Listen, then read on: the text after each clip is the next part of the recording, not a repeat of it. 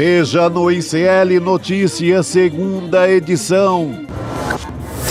Treta no Mercosul. Operação de espionagem da ABIN sobre o Paraguai, iniciada no governo Bolsonaro, pode ter prosseguido durante gestão de Lula. Ditadura nunca mais. Lula e STF condenam o autoritarismo e Exército retira homenagens no aniversário do golpe militar de 64. Ditaduras matam. Mataram ontem, Senhor.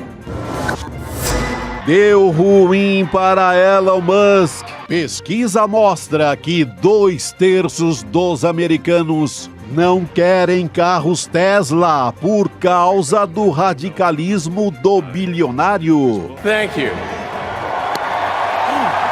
O ICL Notícias, segunda edição, está no ar.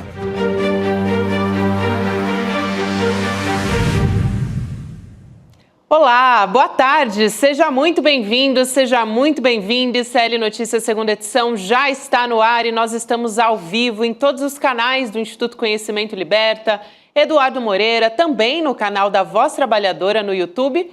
E boa tarde, aliás, para você que nos assiste pela Pop TV no Rio Grande do Sul. A gente já está a postos aqui, porque essa semana está começando muito movimentada. Chico Sá, daqui a pouquinho Elô Vilela chega para se juntar com a gente. Boa tarde, Gabi. Boa tarde, comunidade. Não tem mais essa coisa de semana sem ser tumultuada e sem ser com muita notícia, né, Gabi? Isso acabou. E nem notícia que não seja espinhosa, né? Exatamente. Tudo é relevante, faz parte desse, né, do xadrez aí do poder. Tem Brasília com essa bandeira anistia ou sem anistia. Tá, a nova divisão é essa no país. Embora não seja um tema muito popular, viu? Você não encontra ninguém aí você perguntar, descer na Praça da Sé e perguntar, ninguém está sabendo de nada até agora. Por isso que eu creio que até as manifestações, tanto de um lado como de outro, são muito pequenas ainda. Só se fala de outra coisa por enquanto. Daqui a pouquinho a gente vai falar das manifestações que rolaram nesse final de semana. Eu queria começar, Chico, trazendo a história de uma reportagem do repórter Aguirre Talento, do UOL, que é bastante espinhosa, como eu introduzi aqui no começo do programa. Nossa, bota espinho nisso. Porque a gente vai conversar, já chama a Heloísa Vilela para entrar na história com a gente, mas queria dar um pouquinho de contexto para a gente começar aqui a nossa discussão. Tem uma reportagem dizendo que o governo Lula, sob o governo Lula, melhor dizendo, né, a ABIN executou uma ação, um hacker contra autoridades do governo do Paraguai. Então, resultou na captura de dados de autoridades paraguaias. Isso é num contexto de negociações de tarifas da usina de Itaipu. E a gente sabe, né, que a energia que é usada ali pela usina, ela é dividida igualmente entre os dois países. Sim. O Paraguai tem uma demanda menor, então tudo isso influencia em como o país vende parte da energia para o Brasil. Tudo bem. Então, é nesse contexto que a gente está falando. E o UOL diz que essa ação foi planejada em 2022, portanto, no governo Bolsonaro, só que foi executado na gestão Lula, autorizada pelo atual diretor da ABIN, inclusive, o Luiz Fernando Correia. Essa notícia, fato é, que está na imprensa paraguaia, repercutiu bastante, a gente tem as manchetes que a gente vai colocar aqui na tela agora, mas nos principais jornais estavam estampadas essas manchetes, no ABC Color, no Última Hora também, e foi desmentida pelo governo Lula, né, aqui no Brasil. Então, olha só o que diz, a gente está colocando aqui as manchetes na tela, mas olha o que diz a nota do governo Lula. Vou abrir aspas aqui, portanto. O governo do presidente Lula desmente categoricamente qualquer envolvimento em ação de inteligência noticiada hoje contra o Paraguai, país membro do Mercosul com a qual o Brasil mantém relações históricas e uma estreita parceria. A citada operação foi autorizada pelo governo anterior, em junho de 2022, e tornada sem efeito pelo diretor interino da ABIN em 27 de março de 2023. Tão logo, a atual gestão tomou conhecimento do fato. Chamar a Elô Vilela para conversar aqui com a gente. O que chama a minha atenção aqui, Elô, boa tarde para você, é o governo dizer que em março de 2023, né, o diretor interino da ABIN tomou conhecimento e encerrou as operações, né, aparentemente. E a reportagem diz que foi executada no governo Lula. Então, ajuda a gente a entender essa história, Lu. Olha, Gabi, tem algo assim bastante complicado, né, em torno dessa questão toda da ABIN. Aliás, toda arapongagem é bastante complicada para começo de conversa, né? Então a gente tem aí vários fios soltos. Existe muito descontentamento dentro da ABIN com o diretor-geral da ABIN, que não é uma pessoa de carreira da agência. É uma pessoa que veio da Polícia Federal. E é uma pessoa, o Correia, que estava no Serviço de Inteligência da Polícia Federal no dia 8 de janeiro de 2023, quando teve a tentativa, aquela quebradeira em Brasília. Então existem muitas dúvidas a respeito da confiabilidade do diretor-geral da ABIN. Porém, ele é garantido pelo governo Lula, ele foi escolha do governo Lula, ele já trabalhou no governo no passado. Mas tem uma história muito curiosa. Ele, no dia da sabatina dele no Senado, que é essa cena que vocês estão vendo aí, quem dirigia essa comissão era o senador Renan Calheiros. E, pelo que eu soube, ele aconselhou o presidente Lula mais de uma vez a não indicar o Correia para essa posição. E ele dizia que não podia sabatinar os subs, o número 2 e o número 3 do Correia, porque ele só pode sabatinar quem vai ser o chefe da ABIN. Mas por que ele falava isso? Porque ele dizia que eram duas pessoas absolutamente não confiáveis. E o presidente Lula teria assegurado que o Correia ia garantir as atividades da ABIN e que se houvesse problema com esses dois nomes, que ele daria um jeito. Bom, fato é que esses dois homens foram afastados por processos de investigação da Polícia Federal. Então, ficou provado, de certa forma, que eles eram pessoas duvidosas e que o presidente da ABIN resolveu mantê-los assim mesmo. Então, a gente não sabe por onde vazou essa investigação da Polícia Federal a respeito desse hackeamento agora contra o Paraguai.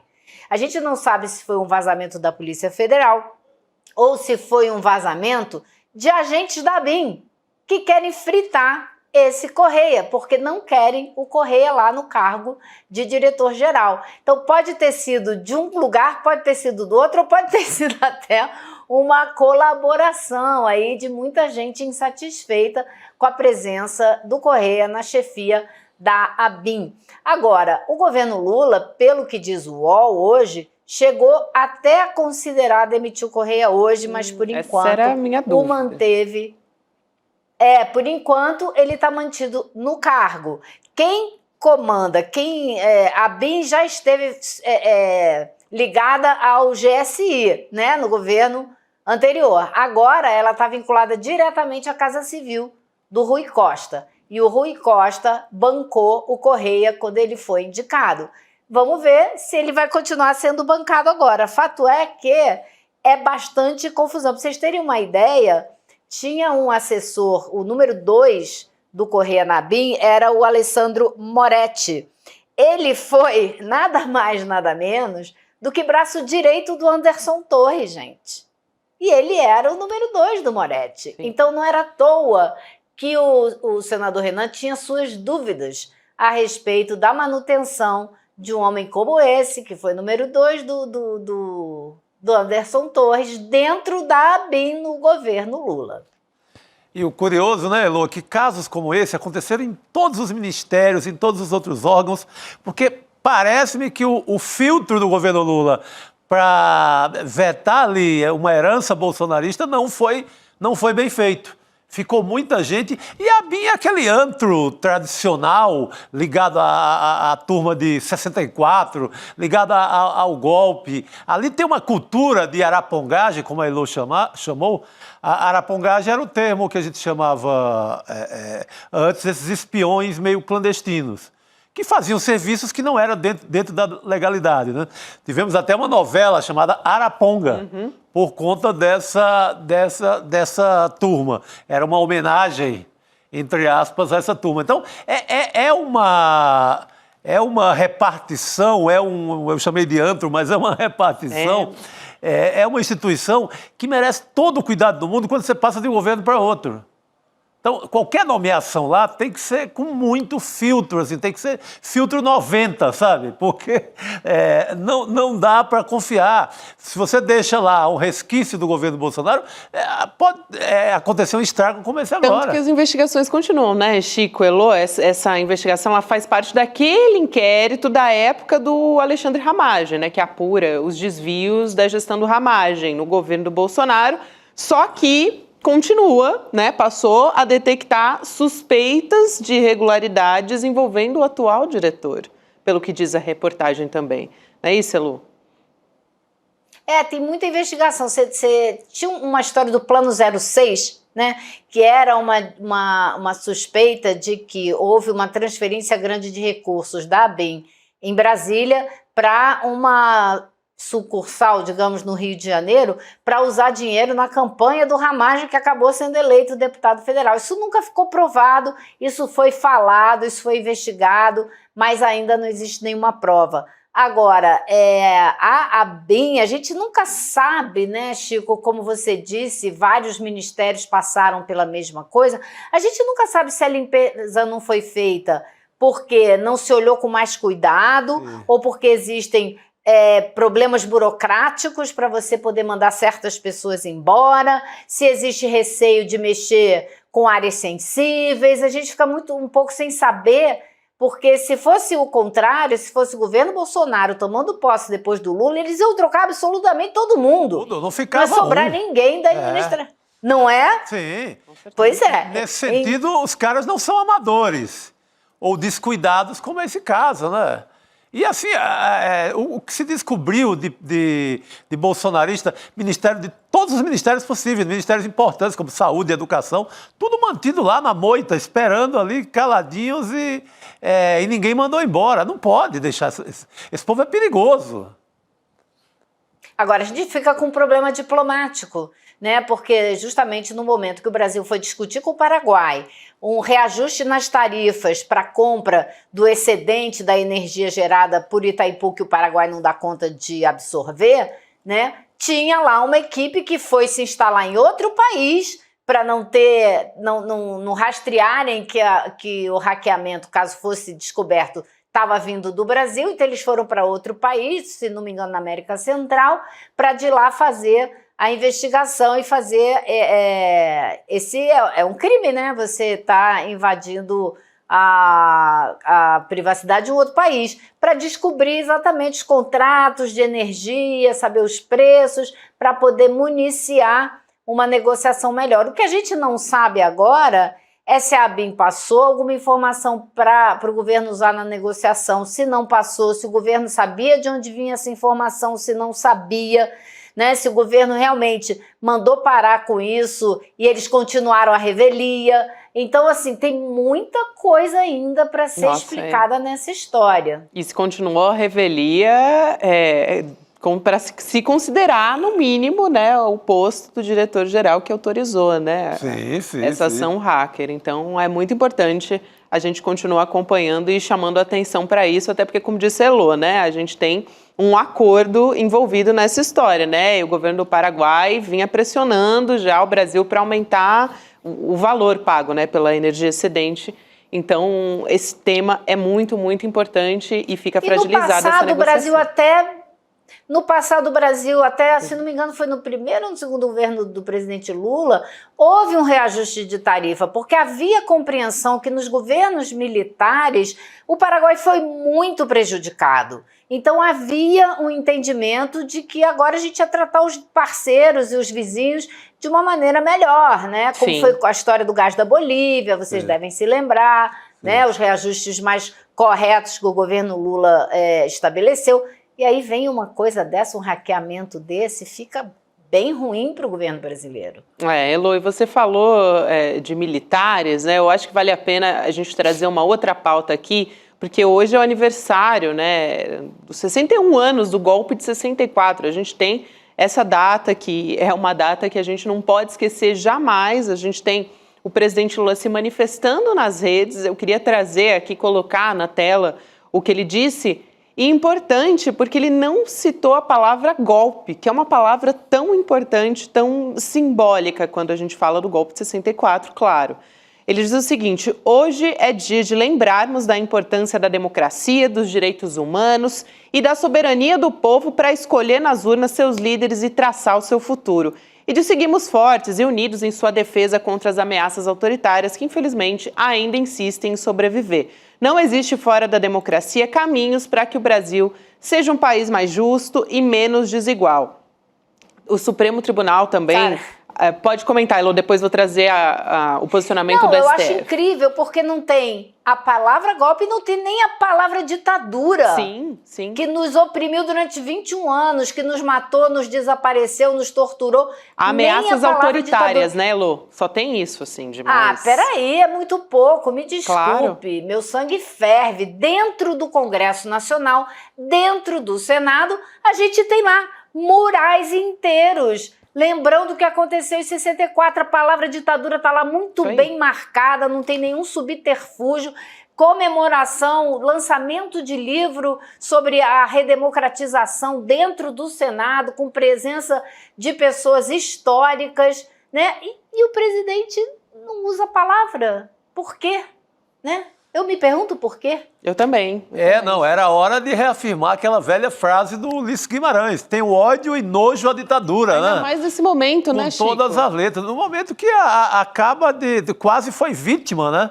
O presidente Lula quase foi vítima de novo de um golpe de Estado totalmente tramado, armado, com fuzil escolhido para eliminá-lo, para eliminar o vice, o Alckmin, para eliminar o Alexandre de Moraes, todo mundo com endereço, todo mundo com hora certa. Quer dizer, o Lula seria envenenado, né? O Lula seria a trama para pegar o Lula seria no hotel e em alguma comida ou em alguma bebida, o Lula seria envenenado. Então, a gente acaba de tomar conhecimento de uma trama macabra. Não era para só tirar o Lula do poder, era para tirar a vida do presidente. E isso não dá... para implementar uma ditadura no Brasil, Chico. Totalmente. E não era para seguir com um regime democrático. Exato, Elô, exato. Não, e com isso, com a mesma turma que fez em 64. A mesma turma do 31 de março ou do 1º de abril, porque essa data... tem gente que fica que foi mais no 1º de abril, outros que falam para lembrar da data 31 de março, mas ou 31 de março ou o dia da mentira, 1º de abril. Então teria que ser mais forte, uma nota mais forte, né? Até porque o assunto está na roda, o Brasil ganhou o Oscar com um filme sobre o assunto, eu acho que hoje é um assunto com mais compreensão popular, até por conta do filme. Claro. Sabe? Então, era hora... E no momento que contemporiza e mantém o Múcio também no cargo, que é citado pelo Bolsonaro, né? Logo depois da decisão do Supremo. E, Gabi, Elô, eu não sei, assim... vamos dizer que vamos tentar entender pelo lado digamos, da genialidade política do Lula. Vamos tentar entender por aí. O que ele teria a essa altura que poupar os militares? Uhum. Isso que não precisa mais, né? Foi escancarado quem estava com as mãos sujas no golpe. Do capitão Bolsonaro ao general. Ainda mais o que está... Isso, se você não vai fazer essa ligação, eu não sei se a gente tem aí, mas tem uma fala do Randolfo Rodrigues hoje, dentro da comissão do Senado, que marcou essa data com o lançamento do livro, né, de uma coletânea sobre a redemocratização, mas ele faz uma ligação muito clara e muito simples entre o passado e o presente. Você acha que a gente tem esse vídeo aí, Gabi? Senão eu digo... Eu resumo a fala dele. A gente está aqui conseguindo resgatar, Elô, mas se você quiser dar um resumo, a gente já coloca rapidinho. Não, eu achei muito interessante porque eu não sabia, né? Eu soube hoje que o Randolph, junto com o senador Pedro Simon, foram os responsáveis por apagar dos anais aquela sessão infame do Congresso que declarou vaga a cadeira do presidente João Goulart. E que aí sim instaurou o golpe de Estado. A gente tem um vídeo, tá, Elô? Então vamos ouvir, depois a gente comenta. Vamos lá. Boa. Ditaduras matam. Mataram ontem sempre. continuam matando hoje. É por isso que a nossa democracia, para se proteger, incluiu no Código Penal no artigo 359-M, que é crime tentar golpe de Estado. Ipsiliter diz o seguinte: tentar depor, por meio de violência ou grave ameaça, o governo legitimamente constituído. Tentar. O verbo tentar não está à toa. É porque só é possível punir golpistas quando eles tentam. Eu queria destacar uma coisa que ele falou um pouquinho antes disso, porque ele cita o nome de uma mulher que pintou no muro da casa dela democracia, viva a democracia, algo assim, na época da ditadura. E ela foi presa e acho que foi assassinada. E aí ele falou, pois é, isso aconteceu na ditadura e agora tem uma mulher que foi lá com um batom e tentou escreveu na estátua da justiça. Olha. E está dizendo que tem que ser anistiada, né? A gente não teve anistia para ninguém que estava lutando pela democracia, que estava defendendo a democracia durante a ditadura, os 21 anos de ditadura militar. E agora esse pessoal que foi lá participar da coordenação de uma tentativa de golpe está querendo anistia. Sabe? Então, assim, eu achei que foi uma ligação muito precisa, muito clara, muito boa que ele fez entre esses dois momentos. E o que importa nesse fio histórico é que a gente não permita que ele passe em branco para que ele nunca mais se repita. Achei que ele colocou o dedo na ferida, Elô. Muito importante você trazer esse paralelo da fala do Randolph Rodrigues. O Supremo também foi às redes sociais, o Supremo que tem sido tanto atacado nesse contexto, eles colocaram nas redes sociais, né, 31 de março de 64, lembrar para que nunca mais se repita, hoje sempre celebra a democracia e Constituição cidadã. Também, né, não usaram aqui a palavra golpe, eu estava olhando aqui o tweet completo, né, a postagem das redes sociais completa, também não usaram a palavra golpe, mas usaram ditadura militar, o que é importante, né, dar nome ao que aconteceu. Exatamente, nomear é fundamental, nomear, divulgar, falar com os mais jovens, colocar nas escolas, isso tudo é que a gente precisa fazer para que as pessoas entendam o que foi a violência que o Brasil... E é isso que hoje o neto do Rubens Paiva, que estava lá nessa cerimônia no Congresso, o João Francisco, falou, essa luta que o meu pai enfrentou, que a minha mãe enfrentou, é uma luta coletiva que não acaba nunca, como dizia minha mãe, relatou o João Francisco, porque a democracia não é algo que a gente conquista e pronto, pode deitar e relaxar. Não, a gente tem que brigar o tempo todo para que ela continue, né, vigindo, que não seja suplantada por outras ideias. E não acabou, inclusive, porque não apareceu o corpo, as pessoas não foram punidas pela morte, pelo desaparecimento e pela tortura, ninguém foi punido. Estão aí recebendo do Estado, recebendo o nosso dinheiro ali todo mês, com todas aquelas vantagens para as viúvas, para a filha que não casa para continuar recebendo o dinheiro do pai general ou do pai coronel. Ou seja, a farra continua. É aquilo que o historiador Carlos Fico, ele chama de transição inconclusa para a democracia, né? Porque ele diz, não aconteceu, não houve uma verdadeira ruptura como aconteceu, por exemplo, na Argentina, né? Sim, punição dos militares que cometeram crimes ou reconhecimento até das Forças Armadas de que foi um erro. Falando nisso, eu até queria trazer aqui, a gente está falando sobre a importância de nomear, né? Hoje o Exército retirou as homenagens à data do golpe mantidas num quartel lá em Juiz de Fora. O nome do quartel é um pouco grande aqui, então só para a gente identificar, é o quartel da 4ª Brigada da Infantaria Leve de Montanha em Juiz de Fora. Então, em Minas Gerais, tinha um letreiro, uma identificação ali, que dizia Brigada 31 de Março, você está vendo aí na sua tela. Sim. E foi de lá, Chico, que saíram aquelas primeiras tropas que derrubaram o João Goulart. De lá que sai o general Mourão rumo ao Rio de Janeiro, antecipando. Porque mas não foi de livre, só para concluir, não foi de livre e espontânea vontade não, tá? Foi uma ordem de justiça, foi um pedido do Ministério Público. Não foi só, somos bonzinhos, vamos tirar esse sorteio de massa. Né? Só para esclarecer. Muito importante. Mas de lá é que parte, antecipando o golpe, aliás, porque o golpe estava programado ali, segundo os historiadores, para dia 4, podia ser um pouquinho mais na frente, de abril. Mas o Mourão sai daí desse quartel com tropas para o Rio de Janeiro e já começa a bagaceira que o Brasil pagou 21 anos por essa esculhambação dos militares. Lu.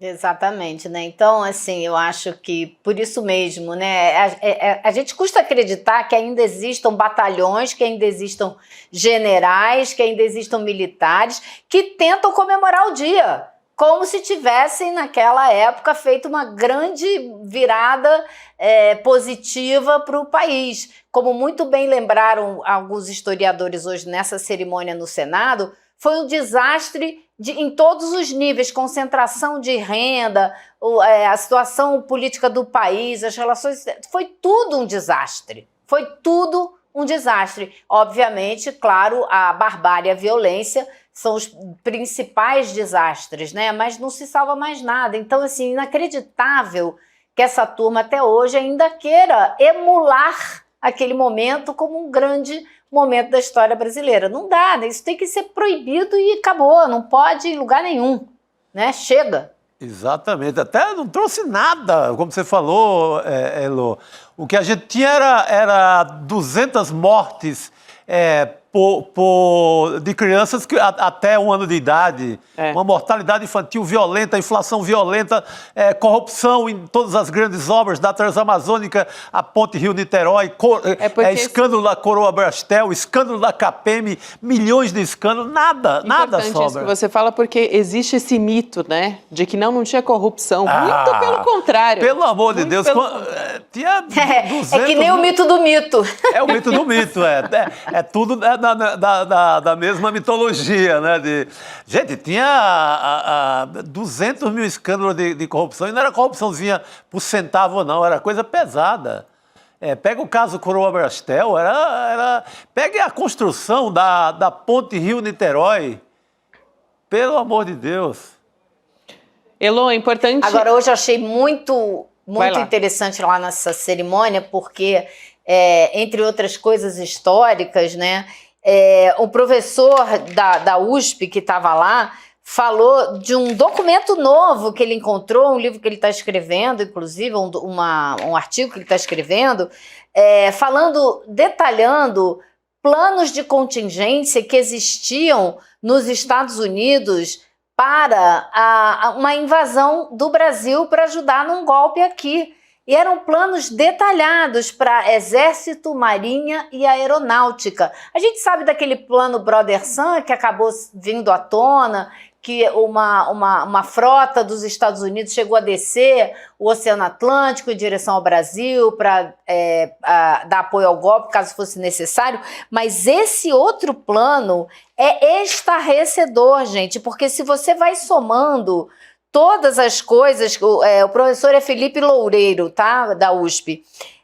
Entre outras coisas, os planos da Marinha, Aeronáutica e tal, dá entre 10 e 12 mil soldados americanos que eles estavam pensando em colocar aqui no Brasil para fazer o golpe de Estado, e acabou não precisando, mas eles estavam preparados também para um cenário como esse, de invasão direta de soldados americanos.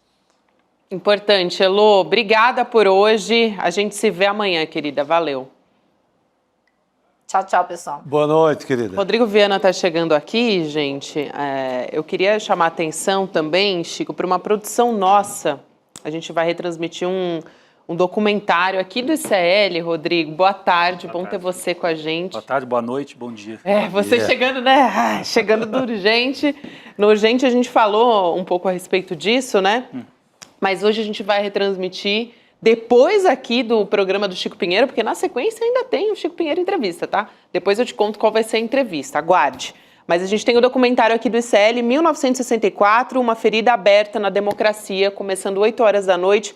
Simbólico, importante demais, a gente tem que bater nessa tecla quantas vezes foi preciso, e é preciso, né? A gente fazer isso o tempo inteiro. E eu lembro que durante tantos anos a gente falava sobre isso, ferida aberta na democracia, ferida aberta, desde o governo Fernando Henrique, Lula, Dilma, algumas pessoas achavam um exagero, né? Aí está a maior prova de que é uma ferida aberta na democracia, foi o que aconteceu em 2022 e 2023, e as pessoas pedindo intervenção militar, e os saudosistas da ditadura tentaram implantar uma outra ditadura. E são os mesmos, né? São os herdeiros políticos da turma do Silvio Frota, como eu dizia aqui mais cedo no ICL Urgente. É a turma que era da ditadura e que não queria abertura. Tinha os militares que toparam uma hora, não, vamos devolver para os civis. Vamos lentamente devolver, né? Lentamente. E teve outros, que é a turma do Bolsonaro, do Heleno e tal, que dizia nem lentamente vamos devolver. E explodiram bombas para impedir a volta da democracia. Essa turma, como não foi punida, tentou de novo. Então, tem que punir, senão eles vão tentar de novo, e de novo, e de novo.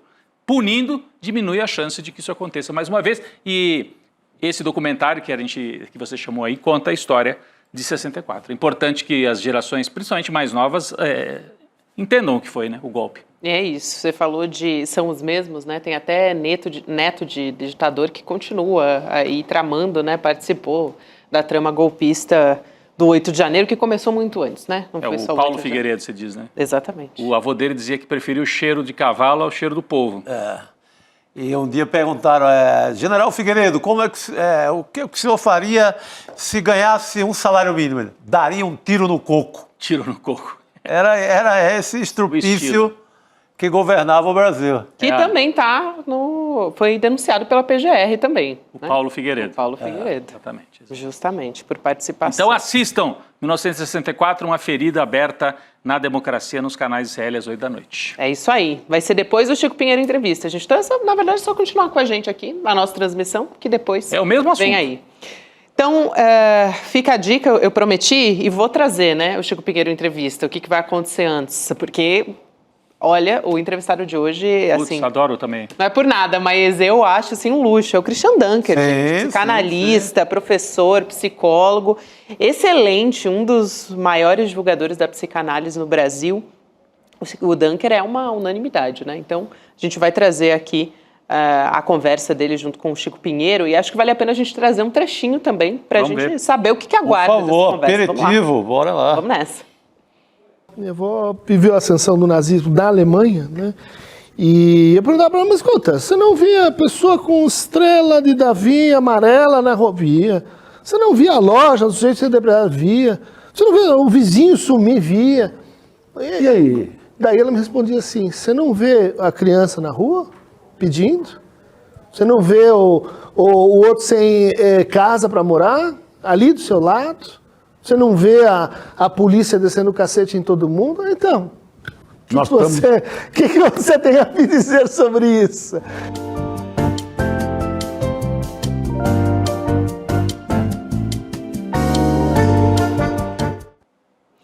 Bom, gente, então já deu para ver que a conversa vai ser coisa boa. Aperitivo, como disse o Chico Sá. Bom papo garantido. É isso. E eu vou me apropriar do aperitivo aqui. Nossa, tudo nosso. Então vamos nessa, a partir das 7 horas da noite. Então, só continuar com a gente que você vai acompanhar Christian Dunker. Tem o grupo do WhatsApp, sempre reforço, se você quiser receber antes, ficar por dentro de tudo que vai ter no Chico Pinheiro Entrevista, acessa lá, icl.com.br/Chico. Aí você fica por dentro de todos os conteúdos exclusivos antes da entrevista ir para o ar, toda segunda-feira. E outro assunto que a gente vai discutir, daqui a pouquinho o Cacai chega para esclarecer dúvidas jurídicas a respeito disso também, mas a gente vai falar mais uma vez sobre dosimetria de pena. Esse termo aí a gente tem usado bastante, né, Chico? Dosimetria. Antigamente você ia no bar, tinha um negócio para dosar o uísque. Eu ainda vou colocar um bar chamado dosimetria. Dosimetria. Na frente do tribunal, acho que caía bem. Vai pegar bem. Os advogados iam frequentar lá bastante. no Largo de São Francisco, né? Eu lembro quando a gente estava na pandemia, que, né, Chico, Rodrigo, a gente acabou, assim, ficando muito familiar de termos científicos por causa da pandemia. E agora, com os julgamentos, a gente está ficando cada vez mais próximos de termos jurídicos também. Quer dizer, dosimetria, a gente não costumava falar muito sobre isso, mas hoje todo mundo sabe que a gente está falando de tamanho das penas, né, que são definidas.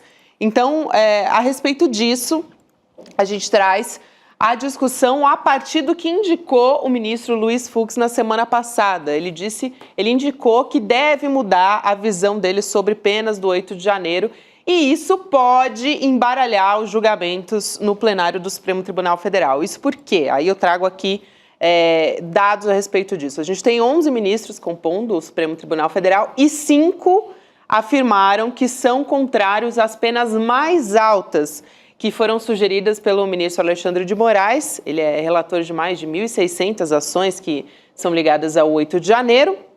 Um magistrado mais recente a engrossar esse coro, portanto, como eu já disse, é o ministro Luiz Fux, e ele puxou para falar sobre isso aquele caso da Débora dos Santos, a cabeleireira, que é acusada de 5 crimes, mas que todo mundo lembra porque ela pichou na estátua Justiça, o Perdeu o Mané, mas não é por causa só da pichação, sempre reforço isso, né? E não é porque a letra dela era caligrafia. Era mais bonita. A letra dela era mais bonita, não foi por isso. Só que se ele rever, né, o Luiz Fux, ele rever esse posicionamento dele, votar pela condenação por penas mais brandas, né, o Supremo pode formar a maioria para decretar o que eles estão chamando de sentenças intermediárias, então mais brandas, em julgamentos futuros. Aí daqui a pouquinho o Cacai chega para conversar com a gente. Não, foi concluído. Não, vai lá. Não, eu fico com uma dúvida pelo seguinte, a matéria que você leu aí fala que 5 ministros são a favor de penas mais brandas. Isso. Mas isso é entre os 11. Isso é entre os 11. Mas só que o julgamento está acontecendo na primeira turma. Na primeira turma, o Fux está sozinho nisso. Essa é a minha dúvida. Aí seria no caso de levar para a defesa. Se levar para o plenário. Em caso de... Entendi. Aliás, eu nem sou contra diminuir 2 anos para um ano para outro. O que não pode é não ter punição. É claro. Deixar um golpe sem punição. Mas perder, se na discussão, tira 1 ano dessa senhora, esse outro quebrou tudo, aumenta 1 ano. É a discussão do jogo. Faz parte. Vamos chamar o Cacai para participar, tirar essas dúvidas para a gente, mas eu acho que vale a pena lembrar também que mais de 500 acusados tiveram penas substituídas por medidas alternativas, né? 546. 542, né? 6. Eram 2, numa revisão agora, chegaram a essa então, conta. 546. Obrigada, Chico. Ou seja, tiveram acordos, né? Não foram só condenações, enfim. Cacai, boa noite. Ajuda a gente a entender essa história, né, dos ministros ali. Aliás, se poderia, de fato, né, a gente chegar a essa situação, já que a gente está com o julgamento na primeira turma. Oi, Gabi, meu querido Rodrigo, Chico, Sá, meus queridos amigos aqui. Essa história é de uma certa simplicidade, né? Eu entendo que causa perplexidade, mas não há nada diferente. Quer dizer, tem um julgamento em que um ministro levanta alguma dúvida sobre algumas questões de fundo, de mérito. O que interessa nesse momento é que foi recebida a unanimidade a denúncia, a instrução vai se dar. E eu posso ter, assim, pode dizer com muita segurança, nada vai mudar. Se o ministro Fux entender de diminuir a pena, faz bem, faz eu acho que é interessante isso, fundamenta e vai discutir o tamanho da pena. Eu já falei mais de uma vez aqui, as penas são grandes porque as penas mínimas são, infelizmente, um patamar muito elevado. O que mais interessa é a discussão sobre a delação que nós temos do Mauro Cid. Nada vai acontecer. Primeiro que ela vai ser mantida, quase certamente. Depois, se ela for anulada, em relação ao processo do Bolsonaro, não tem nenhuma importância. As provas coletadas são inúmeras. Então, nós temos que ter um pouco de tranquilidade para enfrentar esse momento agora. Veja bem. A mídia de direita, essa mídia social irresponsável, que não tem nenhum compromisso com a verdade, ela fala assim, não, o Mauro Cid vai ter a delação anulada e vai acabar com o processo do golpe. 0 de chance, nenhuma relevância, nenhuma. É porque nós, que somos advogados, somos técnicos, nós temos que nos ater àquilo que está nos autos. Nós estamos perdendo, Gabi, aquilo que é a discussão sobre o que está acontecendo. Essa direita ignara e absolutamente irresponsável que vive num mundo surreal, eu diria uma verdade paralela, fala histórias que não têm nenhuma relevância. Eu que sou advogado fico assustado de ver, entendeu? O que está acontecendo? Foi recebida a denúncia, a unanimidade. as provas são contundentes. Vai se questionar a questão da delação do Mauro Cid? Que ótimo, questione. Se ela for anulada, só ele vai perder os benefícios. Não tem nenhuma relevância para o julgamento. As pessoas chegam a dizer, olha como é que é estranha essa vida que nós estamos vivendo. Chico, sabe? Eu sou bem mais velho que você, mas você acho que entende como eu. Nós estamos vendo agora uma situação surreal. As pessoas viram e falam assim, parece brincadeira, assim, sobre o que tá acontecendo no processo. Não. A história específica da delação está afastada.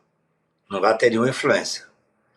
Aí começam a dizer que outras questões, como, por exemplo, o fato do doutor Paulo Gonet ter pedido o arquivamento no caso da vacina e que o ministro Alexandre imediatamente determinou o arquivamento, como tinha que ser, teria alguma relação com esse caso do golpe. Pelo amor de Deus, gente, tem que ter um pingo de inteligência emocional. Isso só significa que o Ministério Público não segue o Bolsonaro, ao contrário do que ele fala. Se eu teria denunciado a mais. O doutor Paulo Gonet tem lealdade intelectual com o processo. O que ele achou? Não tem nenhum elemento que corrobore a delação do Cid, mandou arquivar. Só isso, gente. Sim. Então, nós temos que ter um pouco de calma nessa hora, entendeu, Gabi e Rodrigo? Uhum. As coisas estão acontecendo com um tempo hábil que tinha que acontecer. Sim. A instrução já começou. Até julho, no meu ponto de vista, nós estaremos aptos a ver o julgamento e a condenação desse grupo principal aí, sem nenhum susto. Veja bem, dizer que essa senhora do batom, até escrevi um artigo hoje, chamado Mutirão do Batom. Sabe para que isso foi bom, Chico? Eu leio, muito bom. Foi para que as pessoas possam dizer o seguinte, essa senhora tem direito? Tem. O doutor Paulo Gonet fez o correto? Fez. O ministro Alexandre, que foi muito rigoroso, ele inclusive usou para determinar a prisão domiciliar dela o pedido de vista do ministro Fux. Falou, opa, o ministro Fux interrompe o julgamento de uma mulher que está presa há 2 anos e tanto, ninguém sabe quando ele vai trazer, isso não pode prejudicar a mulher. Tecnicamente, a decisão é irrefutável. Agora, o que é que essa mídia impressionantemente forte da direita, ultradireita, quer dizer?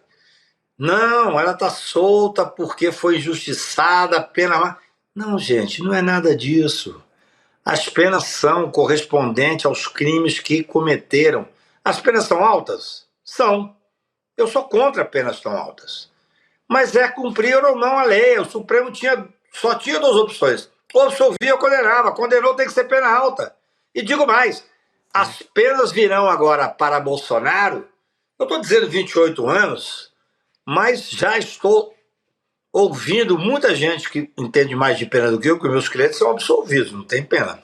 Agora, Cacai... Eu não estou acostumado a pensar em pena, porque felizmente eu não tenho cliente condenado. Entendeu, Rodrigo? Ô, Cacai... Mas eu acho que pode chegar a 32 anos de cadeia. 32, meu 32. Deus. Esse é o pânico dele. Agora, ô Cacai, Diga, querido. Essa história que a Gabi, antes de você entrar, estava falando aqui sobre a dosimetria, né? O Luiz Fux sinalizou para essa questão da dosimetria. Você explicou muito bem essa outra questão, que é de ter deixado para lá o caso da vacina, porque só tinha a delação e mais nenhum outro elemento. O que é totalmente diferente agora do caso do golpe de Estado, que tem muitos outros elementos, mesmo se a delação for anulada. Mas voltando para a dosimetria, que a Gabi trouxe aqui mais cedo, o fato do Fux, eventualmente, ficar numa posição diferente dos outros membros da primeira turma, isso pode ter algum peso? Pode fazer com que os advogados tentem recorrer? Então já que tem diferença, alguns querem condenar uma pena, outros uma pena menor. Podem tentar fazer aí um recurso, levar para o plenário. A defesa de alguma maneira. Porque saiu uma matéria hoje fazendo a conta que tem 5 ministros a favor de penas menores. Só que 5 ministros na outra turma. 4, pelo menos, estão na outra turma, não na primeira. Então isso que eu queria entender. Está tudo na primeira turma, Rodrigo, né? O Fux ficaria sozinho nisso, não? Rodrigo, é importantíssimo que você pergunta para as pessoas que não têm informação, ninguém tem obrigação Sim. dessa chatice que sou eu, e tenho que ficar estudando juridicamente. A divergência sobre pena não leva ao plenário. O que poderá levar ao plenário é se tiver absolvição, um voto pela absolvição própria de 2 ministros. Nem de um não dá, de 2 ministros. Isso não vai acontecer. Eles serão condenados. Mesmo o ministro Fux, na minha visão, vai condenar. Ele pode fazer uma conta diferente sobre pena e tal? Pode. Isso serve para discussão interna, dentro da turma. Da primeira turma. Da primeira turma, esse processo, no meu ponto de vista, não sairá da primeira turma. Para sair da primeira turma, tem que ter 2 ministros que absolvam. Diga assim, não houve crime. Sim. Foi um passeio no parque. Acho que nem o Fux vai dizer isso, não. Entendeu? Não. Agora, a discussão da pena, ela realmente impressiona, especialmente para quem não conhece o processo penal. Repito, as penas são altas, altíssimas, infelizmente. Por quê? O processo penal, o Procurador-Geral da República optou por 5 crimes. Condenados, só tinha, gente, na minha visão, só tinha opção, ou você absolvia ou condenava. Isso não é a minha visão, é a visão processual técnica. Se você condenasse, obrigatoriamente tinha que dar pena. Ao imputar a pena, Gabi, no Brasil você tem a pena mínima e a máxima.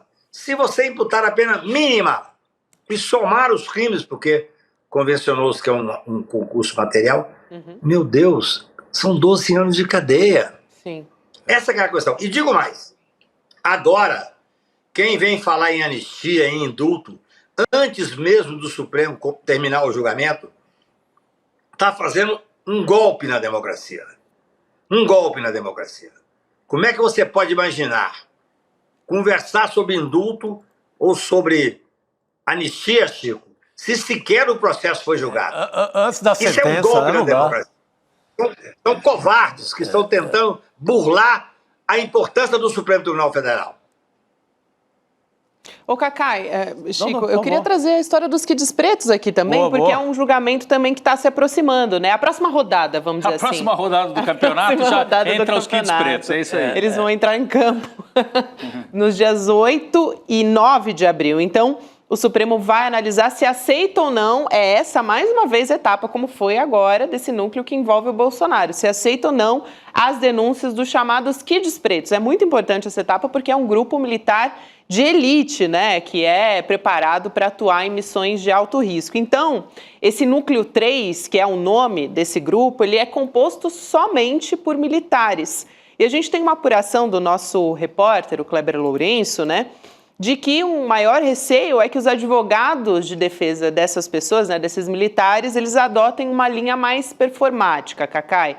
Queria te ouvir sobre isso. Quer dizer, vai apelar, pode apelar, né, para discurso mais do ponto de vista político-ideológico, para insuflar, de fato, os militares. Então, expectativa aí para o próximo grupo que vai ser julgado, que é esse grupo dos militares de elite.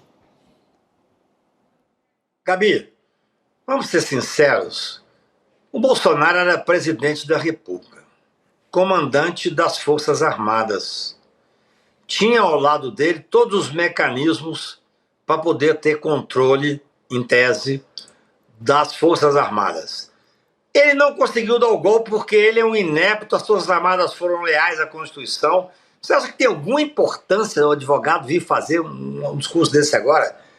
Já que eles perderam, eles estão presos, o Bolsonaro vai ser preso. Eu não tenho nenhuma preocupação com isso, Gabi. Você está entendendo o que eu estou dizendo?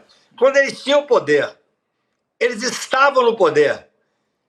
Eles podiam tentar o golpe, como são golpistas, irresponsáveis, antidemocratas. Eles tentaram o golpe, mas ainda assim eles não conseguiram.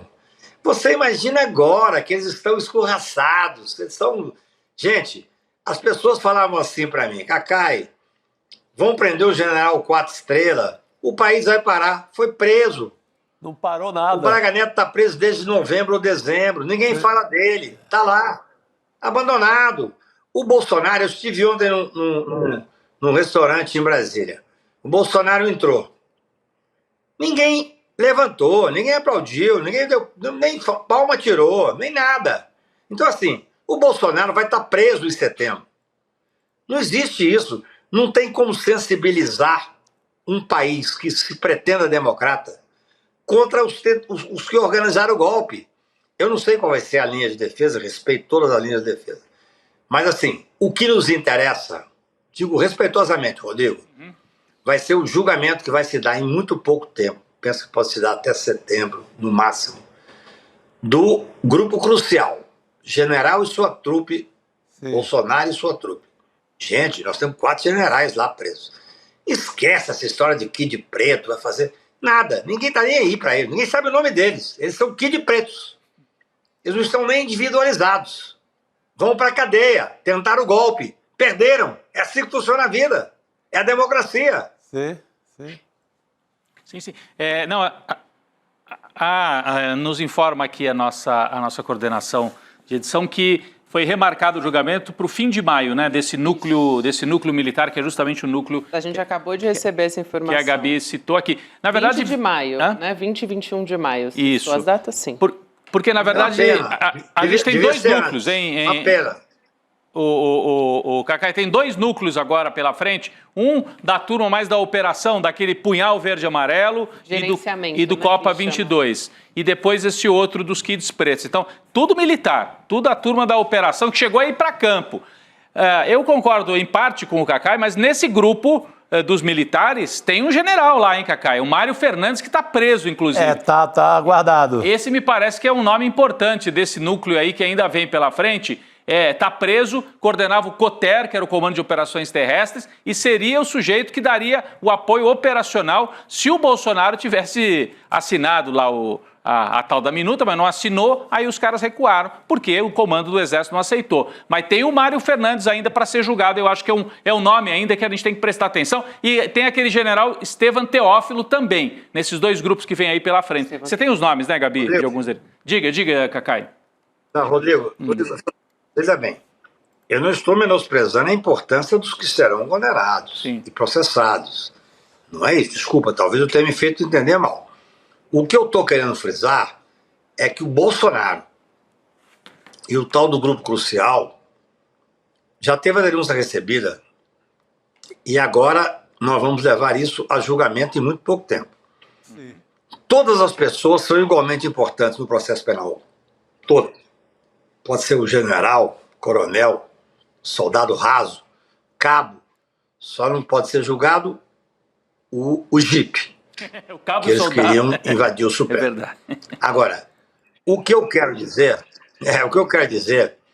é que é impressionante. Se a materialidade está posta para 400 e tantas pessoas condenadas, e vai ser muito importante essa condenação, Chico, agora do Bolsonaro e a sua trupe, só resta discutir a autoria. Como eu não conheço o caso dos Kid Pretos, não quer ter que dizer, e vai ser muito bonito ver isso. Não sou eu não, é o fulano. Porque, gente, venhamos e convenhamos, eu sou advogado há 40 anos. Eu nunca vi um processo criminal com 7 réus, 7 denunciados, onde ninguém disse que não existiu crime. Ninguém negou o crime. Eu nunca vi isso, Chico. Ninguém negou o crime. Nenhum advogado subiu à tribuna e falou assim, ninguém falou assim, não existiu crime, isso é um absurdo, isso é uma falácia. Nada. Todo mundo chegou lá e tentou criar hipóteses criminais outras. Então, assim, na minha visão, para ser muito sincero, eu quero que esse processo acabe. O Brasil tem que dar uma virada de página. A condenação do Bolsonaro e a condenação dos generais que estão no grupo crucial, para mim já é o suficiente. Claro, nós temos que ser coerentes, democratas e exigir que a lei seja cumprida para todos.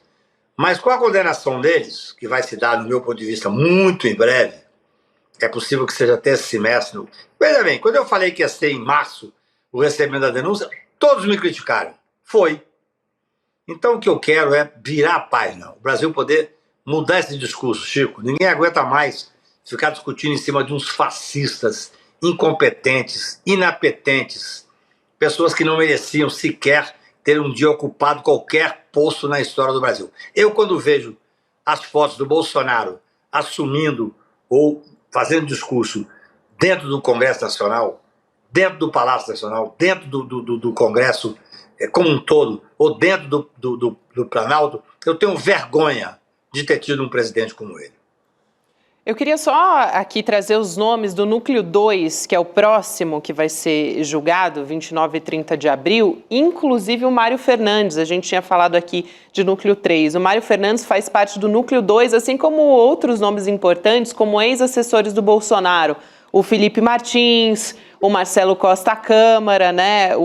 Aliás, o Paulo Gonet, só para a gente dar aqui um pouco de contexto, Paulo Gonet, ele disse que o Felipe Martins ele redigiu a minuta do golpe, né, que foi apresentado ali para o ex-presidente, né, presidente na época, o Bolsonaro. Então, tem nomes muito importantes, esses que estão nesse núcleo de gerenciamento de ações. Silvinei Vasquez também. Também, super o chefe da Polícia Rodoviária Federal. Está nesse mesmo O grupo. homem que queria impedir o voto no Nordeste, só isso. Silvinei Vasquez, Mário Fernandes, Marcelo Câmara, Felipe Martins, né, Gabi? E tem 2 da PF, Marília Ferreira de Alencar e Fernando Souza Oliveira. Isso né? mesmo. É uma rara mulher no golpe. É raríssimo. Gabi, eu acho... No primeiro escalão. Eu acho que nós teremos uma diferença considerável. Essas pessoas não vão pegar 32 anos de cadeia, vão pegar 27. Essa que é a diferença que vai acontecer. Sim. 26. É a vida. La vie c'est pas un grand fleuve tranquille. Eles optaram por tentar o golpe. Perderam. Agora o Poder Judiciário, por sinal, eu estou escrevendo um artigo hoje, Chico, você que é um intelectual, que me instigou muito. Como é que o Poder Judiciário está operando no mundo? No Brasil, na tentativa de golpe, foi o Poder Judiciário que se posicionou. Na França, com Marine Le Pen, que está hoje condenada à prisão e perdeu a questão de não pode se eleger, foi o Poder Judiciário. Está inelegível. Nos Estados Unidos, são juízes de primeiro grau que estão enfrentando os decretos do Trump. É inacreditável que país, que mundo nós estamos vivendo, do judiciário ter esse poder. O poder tem que estar nas mãos da política, dos intelectuais. Mas, infelizmente, nós temos que discutir sobre isso. Podemos fazer um programa sobre isso, Rodrigo. O poder está nas mãos do judiciário, entendeu? Nós temos que... É inacreditável. Eu dei 3 exemplos aqui. Estou escrevendo um artigo hoje sobre isso. É inacreditável. Marine Le Pen, hoje afastada e inelegível, vai ser presa por 2 anos no mínimo, são 5 anos de condenação. Quem mandou? Poder Judiciário. No Brasil, quem é que sustentou? Inacreditável. Judiciário a também. estabilidade democrática. Judiciário. Nos Estados Unidos, quem é que está enfrentando ainda aqui, de forma difícil, esse cidadão que presidente da República está revolucionando toda a democracia americana tradicional? Os juízes de primeiro grau. Sim. Aliás, chama atenção. Eu não quero viver. É tanto que ele quer caçar os juízes. Quer caçar? Não, eu ia só dizer, Cacai. Claro. A Turquia fez aquele movimento lá atrás, o Erdogan. Tirou vários juízes, né? Claro. Removeu vários Declarou juízes. impedimento. Né? Declarou impedimento. Não, eu ia dizer que é sintomático, que hoje mesmo, a gente estava comentando aqui, o Chico comentava com a Elô, com a Gabi mais cedo, a nota contra os golpistas, nota contra a ditadura, foi muito mais dura a nota feita pelo STF do que a nota do Lula. O Lula saiu com uma nota super aguada, não sei se você leu, Cacai. A nota do Lula não fala a palavra ditadura. Né? E o STF fala em ditadura. Então, o judiciário está na vanguarda, e você fala não só no Brasil, mas em outros países do mundo também, no combate ao avanço autoritário. Ô, Cacai, sobre isso. Cacai, nossa audiência aqui está insistindo numa pergunta, o Marcos Rodrigues, se esse debate sobre o tamanho da pena, a dosimetria, se pode adiar, pode fazer com que a condenação do Bolsonaro demore mais tempo? Acho que não, né? Não pode, Marco, pelo seguinte, só o que é a jurisprudência pacífica do Supremo? Se tiver 2, nós temos uma turma, são 5 ministros. Se tiver 2 votos pela absolvição, aí cabe embargos infringentes para o pleno. A divergência de turma, de pena, não leva para o pleno. Boa. Aí eles vão pegar o voto médio. Os outros condenam 14 anos, aí vem o Fux, condena a 1 ano e 6 meses e tal. Aí você faz o voto médio. Isso não levará a uma discussão plenária, não levará a um tempo maior. Isso é importantíssimo que você está perguntando. Mesmo advogado, o Marcos Rodrigues aqui. Não, pois é, o Marcos Rodrigues, eu quero agradecer a pergunta dele, porque isso aí é muito importante. Mesmo os advogados que não têm obrigação, evidentemente, de acompanhar o Supremo, como eu tenho, eles têm essa dúvida, mas não tem não. Aí vai ser o seguinte, terminou o julgamento, o Fux tem o direito de dizer, não, mas aqui a pena foi... Só que, gente, eu já disse 500 vezes, o que aconteceu é que o Ministério Público Federal denunciou 5 crimes, cujas penas mínimas são 5 anos, 3 anos, e o Supremo entendeu que havia um concurso material e que tinha que somar. Não tem como botar 3 anos, 4 anos. Por exemplo, eu hoje escrevi um artigo fazendo uma coisa... O ministro Alexandre fez um bem enorme para o país, além de outros. Ele mostrou que 536 pessoas aderiram ao ANPP. Fizeram um acordo, aceitaram. 300 e tantas outras que podiam ter aderido, porque aí você faz um acordo e você cumpre os requisitos do acordo. Qual era o requisito do acordo? O requisito era o quê? Era, dentre outros, simples, você fazer um curso de democracia proposto pelo Ministério Público Federal, pela PGR. Exato. 300 e tantos bolsonaristas não toparam. Preferiram ser condenados, ainda que a pena mínima, vai constar na vida deles. Por quê? Porque não toparam fazer esse curso. Eu tô fazendo uma brincadeira hoje, de ironia, um artigo que vai publicar sexta-feira, eu digo o seguinte, para eles é incompatível fazer um curso sobre democracia. Seria uma pena degradante. A Constituição não permite pena degradante.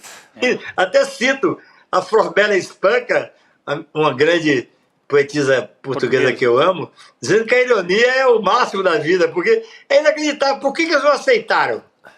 E preferiram não ser condenados? Porque não quiseram fazer um curso sobre democracia. É a cara desses bolsonaristas. Muito bom, Cacai. Muito boa essa história. Obrigada, Cacai. A gente se vê em breve, querido. Valeu. Obrigado, Cacai. Boa noite, querido. Beijo, querido.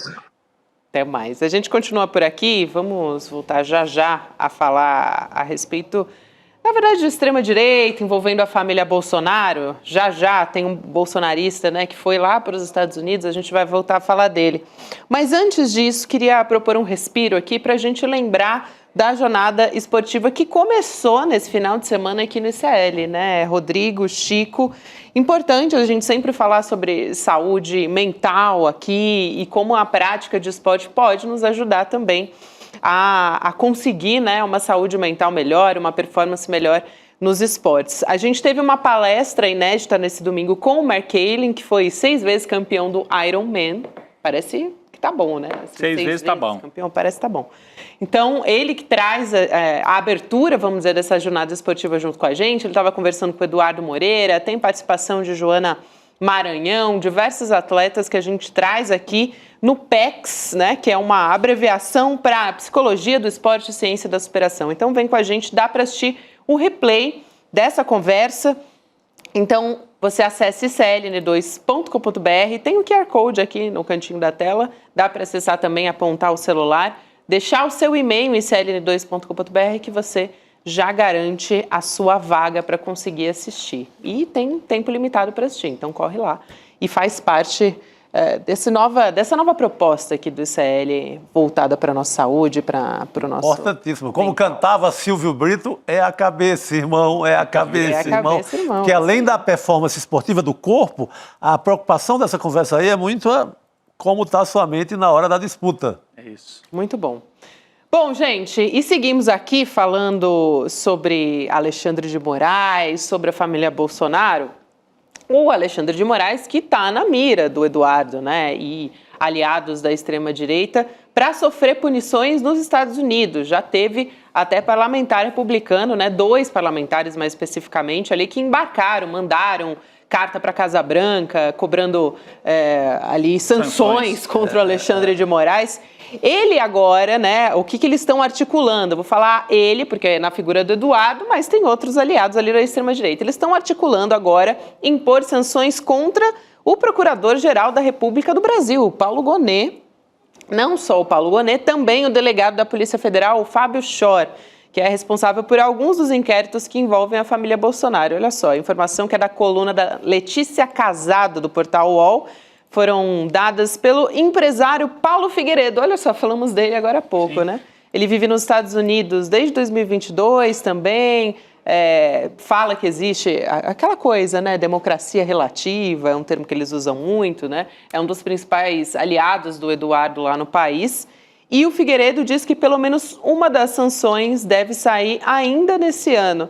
O Jamil Chad está com a gente. Só mais 72 horas. Só mais 72 horas. Já Jamil Chad chega com a gente para discutir a história, mas acho que a gente já pode trazer algumas informações de como que estão sendo articuladas nessas medidas. Tem diversos pontos ali que eles estão puxando.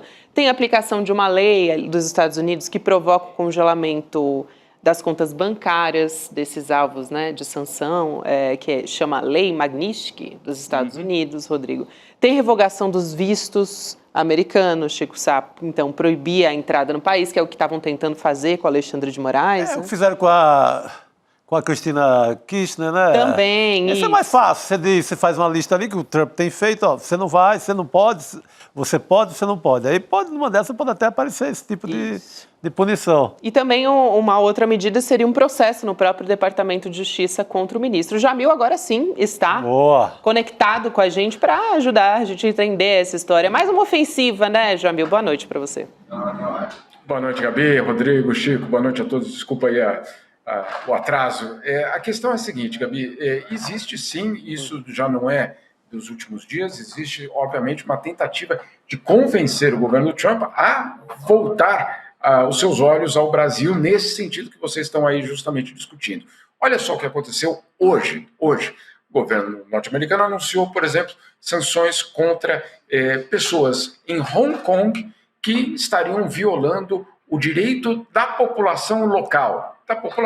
Não tem nenhuma relação com os Estados Unidos, não tem nenhum tipo de, eu diria, tentativa de se aproximar, de dizer, olha, os nossos interesses, ou um americano foi afetado, uma empresa americana foi afetada. Não, o comunicado de hoje é explícito. Não gostamos do que vocês fizeram. Ponto final. E aí as sanções são impostas, como o Chico falou, mas uma lista, entra ali o nome na lista. Isso pode acontecer? Certamente pode acontecer. Não há nenhuma dúvida de que esse governo tem adotado isso como um instrumento de pressão, um instrumento de chantagem. A questão é que, obviamente, nós estamos falando de um país do tamanho do Brasil, da dimensão do Brasil. Eu, sinceramente, tenho sérias dúvidas se uma medida como essa faria, por exemplo, o STF voltar atrás num processo contra golpistas. Duvido.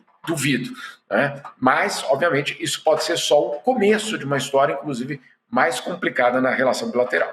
Agora, eu acho muito grave essa informação que veio de uma colega, né? A Gabi acabou de resumir aqui, uma colega do Jamil lá no UOL, a Letícia Casado, dando conta que Paulo Figueiredo, um desses investigados e denunciados pela tentativa de golpe, e supostamente um comunicador, um jornalista, né? Pelo menos, jornalista eu não sei se ele é, mas comunicador ele é. Ele é comunicador da extrema-direita brasileira, radicado nos Estados Unidos, anunciando que vai pegar também, olha ele aí, é o neto do ditador Figueiredo, vai pegar também o delegado da Polícia Federal que fez a investigação e o Procurador-Geral da República. Aí eu gostaria até de entender quais serão os argumentos, porque no caso do Alexandre de Moraes, eles reclamam que o Alexandre de Moraes ao mesmo tempo é a vítima, ele mesmo instruiu o processo, etc. Agora, o delegado federal fez o inquérito, estava trabalhando.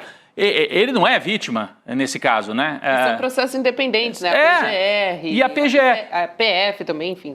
Exatamente. Então, fica um pouco mais complicado. Eu não sei se também do lado deles diluir e atacar um monte de gente, se é melhor ou se é pior para eles. Eu acho que é ruim do ponto de vista deles. Eu fico meio na dúvida se isso aí não é o Paulo Figueiredo cantando de galo, subindo o tom mais ainda do que precisa, querendo espalhar medo nos delegados e tal, né? Mas é grave, né, ele fazer esse tipo de ilação, né, Jamil?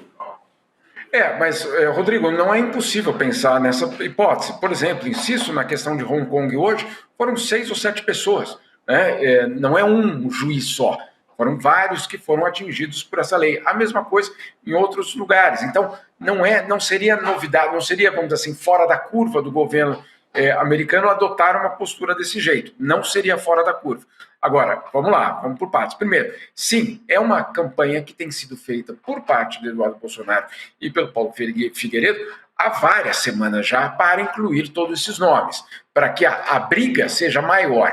Por que o Procurador-Geral? É o mesmo motivo do Procurador-Geral do Tribunal Penal Internacional de Haia. Né?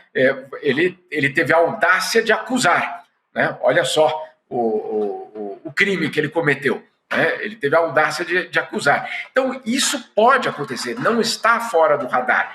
Tudo vai depender de como o governo Trump vai, obviamente, lidar com isso dentro de outros contextos. Quais outros contextos? Acesso ao mercado brasileiro, né, para os seus bens, a questão tarifária, a questão da relação justamente com a Venezuela e com todos os outros interesses americanos da região e toda a disposição, claro, do Brasil em dialogar ou não dialogar com o governo Trump. Então, é mais do que só um elemento, vamos dizer assim, pontual. Sim, você tem toda a razão. Paulo Figueiredo quer que esses temas apareçam com muito destaque. Ele quer que isso aí tudo se transforme numa grande crise diplomática. Eu acho que, sinceramente, é um desejo que, obviamente, faz sentido nesse contexto. Se isso vai acontecer, vamos ter que esperar. Vamos ter que esperar para saber qual é o cálculo feito pelo governo Trump, se isso vale a pena ou não vale a pena. Vale a pena comprar essa briga agora, dentro de tantas outras brigas que eles têm, ou não? É isso que vai pesar. Agora, sobre o argumento, você tem toda razão, Rodrigo, mas calma aí. Sobre Alexandre de Moraes, era por fato dele ser o juiz e o investigador, e os outros? Olha, tem uma coisa que eu aprendi aqui. Argumento a gente constrói conforme a vítima que a gente queira atacar. Né? Então, ele usava camisa azul ontem. Vamos nessa.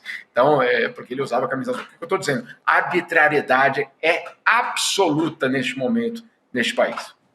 Não, pode construir qualquer argumento. Mas falando do Gonê, gente, o Gonê tem sido um PGR muito generoso. Evitou a coisa da vacina, que era. A gente fala que, só tinha adoração. Não, tinha prova, tinha áudio, tinha tudo. A vacina estava fechado. Igual golpe. Aquele inquérito não tem e-mails, tem nada fora, estava ali, tem a confissão, tem a mesma coisa. Eu creio que pode ter sido um cálculo político. Não, vamos concentrar na questão do golpe, a vacina deixa de lado, a Covid já diminuiu, já vivemos outra etapa, não é mais pandemia, vamos deixar a vacina de lado. Mas teria que agradecer ao Gonê por ter sido bastante bondoso e generoso. Mas, Jamil, eu acho que a coisa vai ferver mesmo a partir do dia 2. Inclusive, a gente vai sentir essa temperatura do Trump, se vai para cima de... vai escolher o Alexandre de Moraes, o Gonê também como adversário, a partir do dia 2, que é o dia D ali das tarifas, não é? Essa data é a data para valer. Essa data é super importante, Chico. Na verdade, é a redefinição da política comercial americana inteira. Né? Então, o que significa isso? Ele promete tarifas contra todos os países, mas vamos contar a história inteira. Não é só uma questão de protecionismo, é uma questão de correção de rumo de um país. É dessa dimensão que nós estamos falando. Eles somaram no ano passado um déficit comercial de 1 trilhão e 200 bilhões de dólares. 1 trilhão e 200 bilhões de dólares foi o déficit comercial. Então eles decidiram que para resolver essa questão do déficit comercial, o que eles vão fazer é taxar os produtos que entram.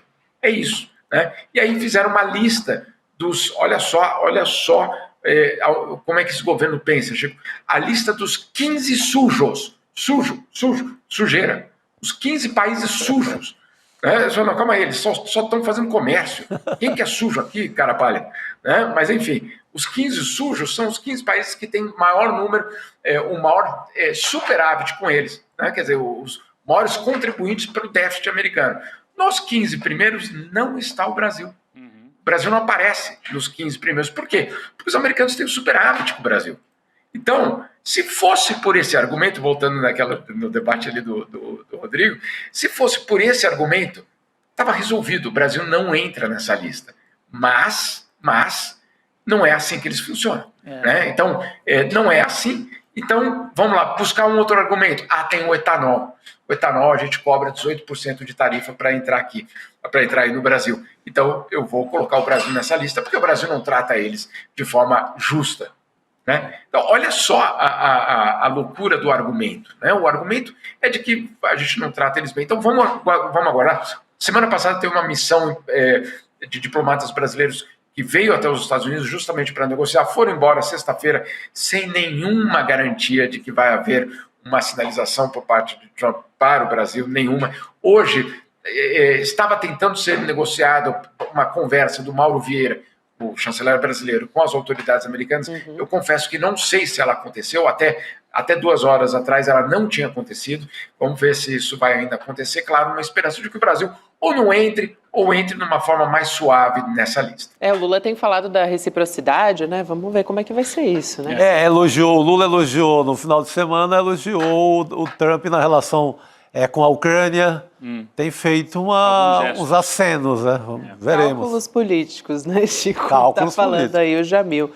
Agora, tem uma questão importante para a gente conversar com o Jamil aqui, que são as instituições, as universidades dos Estados Unidos, né, de elite, que estão cedendo também às exigências do Donald Trump, com medo de perder financiamento público. Então, tem uma série de reportagens falando a respeito disso, do site político, de como o presidente Donald Trump tem pressionado essas universidades, até a Colômbia, por exemplo, é uma das citadas, para abafar manifestações pró-Palestina, intervir em programas de estudo sobre o Oriente Médio, por exemplo. E ele tem, né, o governo Donald Trump é ameaçado também órgãos de imprensa, gente. A maioria até agora tem cedido a essas exigências todas, né? Um movimento que está sendo chamado de Great Grovel, né? Algo como todos de joelhos. Como é que tá esse clima por aí, Jamil? Eu queria saber mais sobre os bastidores dessa história, porque é muito grave, né? Olha, é muito grave. O que são essas instituições? São as fábricas da elite americana, são elas que fabricam a próxima geração da elite americana. Nós não estamos falando de universidades de quinta categoria, estamos falando das maiores universidades do mundo, que aqui nesse país cumprem essa função justamente de formar a próxima elite governamental, empresarial, acadêmica, intelectual, de pesquisa, tudo isso, né? E é nessa guerra que foi justamente que o governo se lançou. Não é por acaso, né? Controlar essas instituições é fundamental para um projeto de poder da extrema-direita. Não é por acaso que isso está acontecendo. Essa matéria é muito relevante, a da política. Ela só é curioso que ela ficou já obsoleta, não porque ela está errada, mas porque hoje já aconteceu algo ainda mais extraordinário, que o governo Trump anunciou que está revendo 9 bilhões em contratos com a Universidade de Harvard por supostos ataques antissemitas. Aí você fica, calma aí. Então aquela história, Rodrigo. Então é só encontrar um argumento. Nunca houve um problema profundo de antissemitismo na Universidade de Harvard para justificar uma revisão dos contratos. Mas não importa. Não importa. O que importa é essa pressão para que essas instituições se ajoelhem, basicamente, diante do governo. Por que é tão importante? Porque elas são, junto com o judiciário, junto com a imprensa independente, elas são os bastiões de qualquer tipo de resistência que possa existir em relação a um governo autoritário. Então, não é por acaso. Agora, qual é a outra camada dessa história que é também dramática? Eu tenho conversado com muita gente. Semana passada, inclusive, fui num evento. Muitos dos estudantes e dos professores estão irritadíssimos com a direção dessas instituições, que elas têm, obviamente, se dobrado, algumas delas, outras até que não. Mas, claro, são instituições que tentam sobreviver, tentam não perder dinheiro. Olha só, mas esse dinheiro está sendo dado para projetos progressistas. Não, olha só, da Columbia University, que foi cortado $400 milhões, 160 milhões dos 400 milhões era para pesquisas de uma futura vacina contra a AIDS. Uma futura vacina contra a AIDS. Ou seja, não tem... mas isso aí porque cortou ali do pessoal de ciências sociais. Estou sabendo, o Chico é um revolucionário, quer derrubar a gente. Não é para isso. Eles cortaram de ciência. Ou seja, é muito grave o que está acontecendo, é muito, muito grave, porque, insisto, não é a universidade, é a resistência que está sendo, obviamente, atacada. A parte das manchetes também me chamou muito a atenção. Eu fiquei bastante preocupada lendo essa reportagem também. Tem casos até, a gente estava conversando aqui na equipe, debatendo sobre essa reportagem, né, investigativa do político. Sim. De que tem relatos até de aprovação por parte da Casa Branca. Jornais mandando matéria para ser aprovada, né? É o avanço autoritário, né? É igual aquele político que tem muita história no Brasil. Você vai entrevistar e ele fala, você pode me mandar uma matéria quando tiver feita para ver se eu aprovo ou não? Mais ou menos isso. Por aí. Mas a gente viu esse mesmo naipe, esse mesmo cardápio que o Jamil citou aí, né? Universidade, escola, campo artístico, campo da comunicação... São os campos científicos, são os campos que reagem à extrema-direita. A justiça não tenta reagir a essa primeira instância, os juízes, mas ele está passando por cima, né? Jamil. Inclusive nas deportações retomou, mesmo com decisões na primeira instância contra as deportações. Nesse envio de gente lá para El Salvador, continua fazendo lá, vai fazer o maior presídio do mundo. Passando o rodo geral, como dizem. E isso é uma crise constitucional profunda, né? Quando você simplesmente ignora as cortes. Aí, calma aí. Então, o que fica? Né? Se um poder ignora o outro, o que fica dessa situação? Eu insisto, eu não tenho constrangimento nenhum de dizer. Existe uma ascensão autoritária nesse país claríssima. Claríssima, não tem nenhuma dúvida sobre isso. Nenhuma dúvida sobre isso. Quem quer ainda achar que não é bem assim, é mais complexo do que isso, é minimizar a democracia, minimizar o que significa a democracia. Quando você passa por cima de um juiz porque você não gostou da decisão daquele juiz, Chico, a gente sabe o que significa isso. A gente sabe. Quando você passa por cima de uma universidade, quando você restringe a imprensa, quando você censura acadêmicos, e assim por diante, a gente sabe o que a gente está falando aqui. Não tem nenhum mistério. Nós estamos vendo a ascensão do autoritarismo. Agora, eu queria trazer, já que a gente está falando aqui de Donald Trump, né, tem um integrante do governo dele, que é o Elon Musk, e ele é dono da Tesla. Olha só que interessante essa pesquisa que a gente traz aqui, mostrando que 2/3 dos americanos, ou então 67%, não querem carros Tesla. E desses que não querem comprar Tesla, 37% dizem que é por causa da rejeição ao Elon Musk. Então, eles atribuem ao Elon Musk, nessa pesquisa que foi feita pela Yahoo News e também pelo Instituto YouGov. Achei interessante, né? Porque a gente vem falando sobre como tem se manifestado, né, a insatisfação por meio dessa empresa do Elon Musk. Nossa, né? Mas nos Estados Unidos está nessa altura, né? Porque na Europa, sim, já vem... Queda nas vendas. Queda em ações, queda nas vendas, protestos em revendedoras, em concessionárias da Tesla, sendo pichadas, vidros quebrados. Você tem um protesto desde a eleição na Alemanha. Sim. Mas eu não sabia que nos Estados Unidos você tem essa impopularidade. 2/3 de rejeição. E quer mais um componente aqui, rapidinho, Jamil?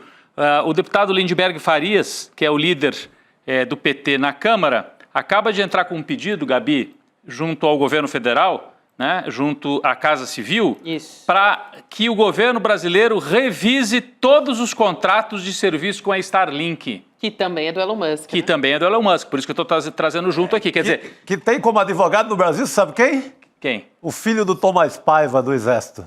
É o advogado. Ele é o advogado da Starlink. Ele é um advogado de muito tempo da área de tecnologia, mas está com o Elon Musk nessa parada aqui no Brasil. Então, o Lindbergh acabou de enviar, viu, Jamil? Quem nos mandou aqui o documento é a Heloísa Vilela, lá de Brasília, passou para a gente aqui.